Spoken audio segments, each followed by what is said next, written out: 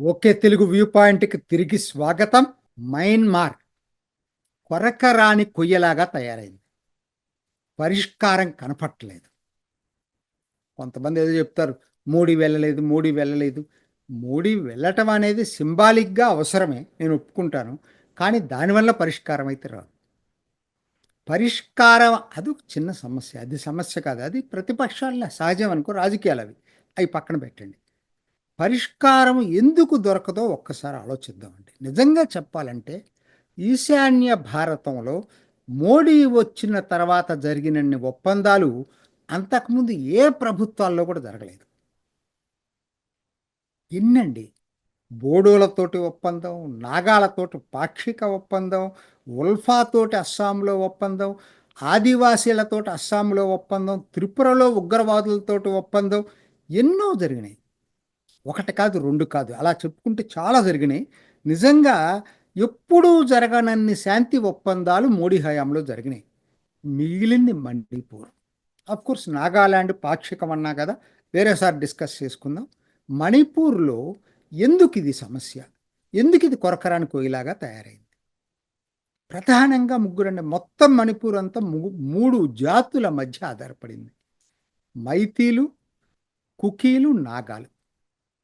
పెద్దది అందరికన్నా 50% పైగా ఉంది మైతీలు, సుమారు 24% దాకా నాగాలు, ఆ 17-18% కుకీలు. ఇది దీని చరిత్ర. అయితే ఎందుకని, ఇంకొక గమ్మత్తైన విషయం మీ అందరికీ తెలుసుకోవాల్సిన విషయం ఏంటంటే, స్వాతంత్రం వచ్చిన కాడ నుంచి ఎన్నో తీవ్రవాద సంఘాలతోటి రకరకాల ప్రభుత్వాలు ఒప్పందాలు చేసుకున్నాయి. నెహ్రూ దగ్గర నుంచి, ముఖ్యంగా ఇందిరాగాంధీ హయాంలో, అదే మోడీ టైంలో కూడా ఎన్నో జరిగినాయి. కానీ జరగనటువంటి ఒకే ఒక రాష్ట్రం మణిపూర్. తీవ్రవాదం లేదా అంటే చాలా ఎక్కువగా ఉంది మణిపూర్లో. అయినా ఎందుకనో ఒక్క కుకీలతోటి ఒకేసారి జరిగింది. అది అది తప్పితే తీవ్రవాదులతోటి ఒప్పందాలు అతి తక్కువ జరిగిన రాష్ట్రం ఏదన్నా ఉందంటే అది మణిపూర్. అది మోడీ వచ్చిన తర్వాతనే కదా, అంతకుముందు కూడా జరగలేదు. దానికి కారణాలు చాలా ఉండుంటాయి. అసలు దీనికి ముందు ఒక్కసారి నేపథ్యాన్ని స్థూలంగా పరిశీలిస్తే కానీ మనకు అర్థం కాదు. వీళ్ళు చెప్పినంతగా ఇది ఈజియెస్ట్ సొల్యూషన్ అయితే కాదు. అసలు మణిపూర్ భారత్లో ఎప్పుడు భాగమైందండి? భారత్లో భాగం కాదు. బ్రిటిష్ వాళ్ళు భారత్ని, బర్మాని డివైడ్ చేసినప్పుడు మణిపూర్ని బర్మాలో కలిపారు. భారత్లో లేదు 1935 తర్వాత. 1947 ఆగస్టు 11వ తేదీ, 4 రోజుల ముందు, మనకి స్వాతంత్రాన్ని ప్రకటించడానికి 4 రోజుల ముందు వాళ్ళు ఒక స్థూలంగా ఒక ఒప్పందం తీసుకున్నారు. ఇన్ ప్రిన్సిపుల్, సూత్రప్రాయంగా భారత్లో కలపటానికి నిర్ణయం తీసుకున్నారు. ముఖ్యంగా దాని మహారాజు, మైతీ అతను మహారాజు, మణిపూర్ మహారాజు. అది భారత్లో రావటానికి కారణం. తర్వాత 1949లో ఒక ఫైనల్ అగ్రిమెంట్ జరిగింది మణిపూర్ మహారాజు తోటి. అది మనం మర్చిపోవద్దు. ఆ మహారాజు తీసుకున్నటువంటి ఒప్పందం బాగానే ఉంది. కానీ ఆ ఒప్పందాన్ని ఏ మైథీల రాజో ఆయన, ఆ మైథీలలో చాలామంది వ్యతిరేకించారు. చాలామంది అని చెప్పలేను, ఒక సెక్షన్ వ్యతిరేకించారు.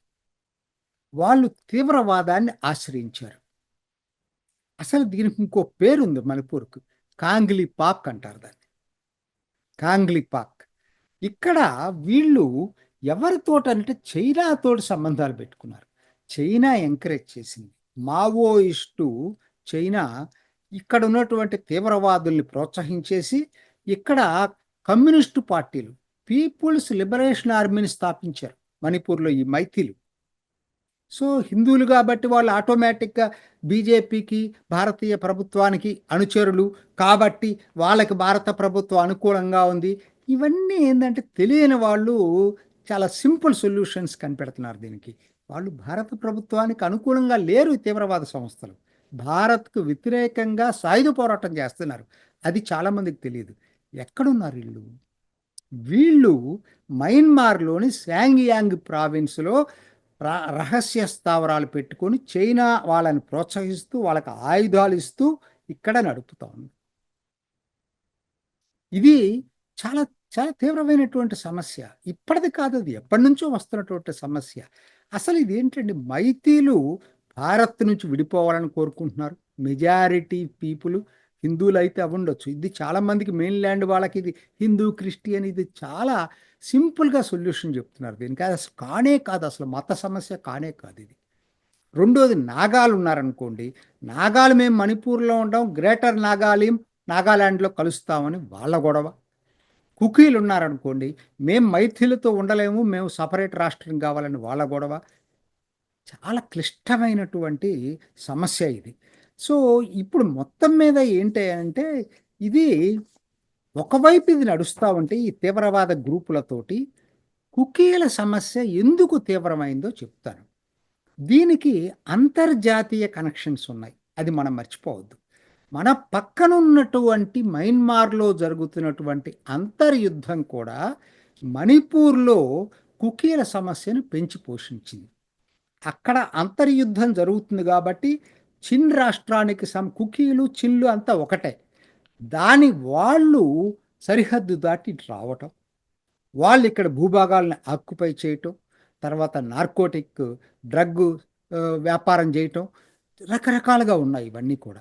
ఇక్కడ సమస్య ఎక్కడొచ్చిందంటే, ఒకటి, ఓకే, హైకోర్టు ఇచ్చిన తీర్పు అసలు ట్రిగ్గర్ చేసింది, లేకపోయినా సమస్య ఉంది అక్కడ జట్లంగా. హైకోర్టు ఏదైతే మైథీల్ని ఎస్టీలుగా తీర్పు ఇచ్చిందో దాంతో అసలు దాన్ని ఒక్కసారి పెరిగిపోయింది. అసలు సమస్య అది కాదు. భారత ప్రభుత్వానికి వచ్చిన డెలికసీ ఏంటంటే, కుకీలతోటి కూడా గట్టిగా కౌంటర్ ఇన్సర్జెన్సీని అణిచేయాలని చెప్పి మిలిటరీ ద్వారా దాన్ని తీవ్ర నిర్బంధంలోకి తీసుకెళ్లారనుకోండి, కొన్ని సమస్యలు ఉన్నాయి ఇక్కడ. చాలామందికి ఇది తెలుసో లేదో నాకు తెలియదు. మనకి ఇవాళ యోనస్సు చైనాయిలు చెప్తున్నాడు కదా, ల్యాండ్ లాక్డ్ కంట్రీ, సముద్రం మా దగ్గర ఉంది, వాళ్ళకి భూభాగం వాళ్ళకి వెళ్ళాలంటే మేము అని చెప్తున్నాడు కదా. దానికి విరుగుడుగా భారత్ కాళీదాన్ మల్టీ మోడల్ ట్రాన్స్పోర్ట్ ప్రాజెక్ట్ని పెట్టింది కదా.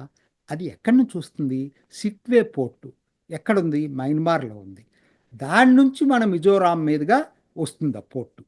అది కనుక వస్తే అత్యంత దగ్గర, చికెన్ నెక్ రూట్ కన్నా కూడా దగ్గర అవుతుంది. కాకపోతే ఇక్కడ సమస్య ఏంటి తెలుసా? సిట్వే పోర్ట్ ఇవాళ మయన్మార్ మిలిటరీ ప్రభుత్వం చేతిలో ఉంది. కానీ దాన్ని ఆనుకోనటువంటి రఖైన్ స్టేటు అరకాన్ ఆర్మీ తిరుగుబాటు దళాల చేతిలో ఉంది, మొత్తం స్టేట్ అంతా కూడా. ఇంకొంచెం పైకి వెళ్ళి ఆ రూట్లో వస్తే అది చిన్ రాష్ట్రం, చిన్ నేషనల్ ఆర్మీ చేతిలో ఉంది. వాళ్ళు తిరుగుబాట్లే. ఇవాళ ఏంటి పరిస్థితి ఏంటంటే, రఖైన్ స్టేట్లో 2-3 పోర్టు పట్టణాలు, సిట్వే ఒకటి, అది చైనా నిర్మిస్తుంది. అది ఈ రెండే ఇవాళ మిలిటరీ ప్రభుత్వం చేతిలో ఉన్నాయి. మిగతాదంతా తిరుగుబాటు దళాల చేతిలో ఉంది, అర్కాన్ ఆర్మీ చేతిలో. అవి కూడా స్వాధీనం చేసుకునే స్థితిలోకి వస్తూ ఉన్నాయి. అట్లానే చిన్ రాష్ట్రంలో కూడా 2-3 పట్టణాలు దెబ్బతే మిగతా భూభాగం అంతా కూడా చిన్ను తిరుగుబాటు దళాల చేతుల్లోకి వచ్చింది. ఇప్పుడు మన పరిస్థితి ఏంటంటే, సిట్వే పోర్ట్ ఏమో మిలిటరీ ప్రభుత్వం చేతిలో ఉంది, మయన్మార్ ప్రభుత్వం చేతిలో. మిగతా 2 ప్రాంతాలు, అటు రఖైన్ రాష్ట్రమైన చిన్ రాష్ట్రమైన తిరుగుబాటు దళాల చేతిలో ఉన్నాయి. ఇద్దరు వేరు, మళ్ళీ అరకాన్ ఆర్మీ వేరు, చిన్ నేషనల్ ఆర్మీ వేరు. సో ఇవన్నీ కూడా ఇప్పుడు కుకీలతోటి మనం పోట్లాడితే చిన్నులను దూరం చేసుకోవాల్సిన పరిస్థితి వస్తుంది. ఇది చాలా డెలికేట్ ఇష్యూ. మనకి కాలాదాన్ మల్టీ మోడల్ ట్రాన్స్పోర్ట్ ప్రాజెక్ట్ చాలా చాలా అవసరం మనకి. మరి కాబట్టి వాళ్ళు ఏం చేస్తున్నారు ఇప్పుడు, అతి త్వరలో ఈ తిరుగుబాటు దళాల చేతుల్లోకి ఆ పట్టణాలు కూడా వచ్చేటట్టు ఉన్నాయి. రఖైన్ స్టేట్లో, చిన్న రాష్ట్రంలో వస్తే డైరెక్ట్గా తిరుగుబాటు దళాలతోనే మాట్లాడేసి కాలాదాన్ మల్టీ మోడల్ ట్రాన్స్పోర్ట్ ప్రాజెక్ట్ని అమలు చేసే అవకాశం భారత్కు మెండుగా ఉంది. ఈ సమయంలో చిన్లతోటి తగాదలు పెట్టుకోవటం ఇష్టం లేదు భారత్కి. చిన్లు అంటే ఎవరో కాదు, కుకీలకి సోదరులే వాళ్ళు కూడా. సో కాబట్టి ఇది చాలా డెలికేట్ ఇష్యూస్ ఉన్నాయి. మరి అట్లనే మైతీ తీవ్రవాదుల మీద దండయాత్ర చేద్దామంటే వాళ్ళు ఎక్కడున్నారు ఇప్పుడు? మయన్మార్ సరిహద్దుల్లో తలదాచుకుంటున్నారు. అది ఎవరి చేతిలో ఉంది? శాంగ్యాంగ్ కూడా ఎవరి చేతిలో ఉందో చెప్పలేము. అది ఇవాళ రిబెల్స్ అక్కడ ఆక్యుపై చేశారు. తిరుగుబాటు దళాలు, మిలిటరీ ఉంది. సో ఇది మయన్మార్లో గనక పరిస్థితులు స్టెబిలైజ్ అయితేనే ఎవరితో మాట్లాడాలో భారత్కు తెలుస్తుంది, ఎలా డీల్ చేయాలో తెలుస్తుంది. సో ఇది ఒక్క ఒక్క దీంతో వచ్చిన సమస్య కాదు, రకరకాల కనెక్షన్స్ ఉన్నాయి దీంట్లో. బంగ్లాదేశ్ చిట్టగాంగ్ హిల్ ట్రాక్స్లో కూడా ఈ జో జాతి ఉంది. సో ఇది మిజోరాం, మన మిజోలంతా కూడా ఈ వీళ్ళ సోదరులే, కజిన్సే. సో ఇదంతా సాల్వ్ కావాలి అంటే టైం పడుతుంది. మనము వేచి ఉండక తప్పదు. ఎందుకంటే అక్కడ మయన్మార్లో అంతర్యుద్ధ పరిస్థితులు స్టెబిలైజ్ అయితేనే దీనికి పరిష్కారం దొరుకుతుంది. అప్పటిదాకా మనకు దొరకదు. మైతీల తీవ్రవాద స్థావరాలను అటాక్ చేయాలన్నా అక్కడ స్టెబిలైజ్ కావాలి, ఆ ప్రభుత్వంతో కోఆపరేట్ చేసుకోవాలి. తర్వాత కుకీలు తిరిగి వెళ్ళిపోతారు. కుకీల్లో ఒక సెక్షన్ చిన్న కనుక తిరుగుబాటు దళాల చేతుల్లో పూర్తిగా స్టెబిలైజ్ అయిపోతే తిరిగి వెళ్ళిపోయే అవకాశం కూడా ఉంది కుకీల్లో కొంతమంది. అందుకని కొంతకాలం వెయిట్ చేయక తప్పదు. పరిష్కారం ఆటోమేటిక్గా మన దేశంలో లేదు ఇవాళ. ఇది ఇంటర్నేషనల్ కనెక్షన్ ఉన్నటువంటి అంశం కాబట్టి దీన్ని దయచేసి రాజకీయంగా చూడొద్దు, ముఖ్యంగా మతపరంగా అసలు చూడొద్దు. ఇందుట్లో హిందువులు లేకపోతే క్రిస్టియన్స్ అనే సమస్య లేదు అసలు. వాళ్ళు జాతి వాళ్ళకి ముఖ్యం, వీటన్నిటికన్నా కూడా ముఖ్యం. మైతీలే హిందువులు భారత్కు వ్యతిరేకంగా ఆయుధాలు తీసుకొని పోట్లాడుతున్నారు, అది మర్చిపోతున్నారు చాలామంది. సో ఇవాళ దీనికి సమస్య అట్లయినా రాజకీయంగా లబ్ధి కోసం ఎవరు మాట్లాడద్దు. మోడీ భారత ప్రభుత్వం దీన్ని ఎంత మ్యాక్సిమం ట్రై చేయాలో అన్ని రకాలుగా ట్రై చేస్తుంది. అయితే అవన్నీ ఓపెన్గా చెప్పే కాదు, ఇవన్నీ కూడా చాలా జరుగుతున్నాయి అక్కడ. తిరుగుబాటు దళాలందరితో కూడా భారత ప్రభుత్వం మాట్లాడుతుంది, అరకాన్ ఆర్మీ తోటి, చిన్ నేషనల్ ఆర్మీ తోటి కూడా. సో ఇవాళ పరిష్కారం రాదు. ఇది మణిపూర్ సమస్య పరిష్కారం కావాలి అంటే మయన్మార్ సమస్యకు కూడా దారులు ఏర్పడాలి. అప్పుడే మణిపూర్ సమస్య పరిష్కారం అవుతుంది. అప్పటిదాకా ఓపికతోటి వేచి ఉండటం తప్పితే నా దృష్టిలో ఇప్పట్లో దీనికి పరిష్కారం దొరికే అవకాశాలు బహు తక్కువ. ఇది ఈనాటి ఒకే తెలుగు వ్యూ పాయింట్. మరొక ఎపిసోడ్లో మళ్ళీ కలుసుకుందాం. నమస్తే. చూసారు కదండి, మరి ఈ వీడియో కనుక మీకు నచ్చినట్లయితే ఒక లైక్ కొట్టేసి మీ అభిప్రాయాన్ని కూడా కామెంట్ బాక్స్లో తెలియజేస్తూ ఇలాంటి ఇంట్రెస్టింగ్ అప్డేట్స్ కోసం మా ఛానల్ని సబ్స్క్రైబ్ చేసుకోండి.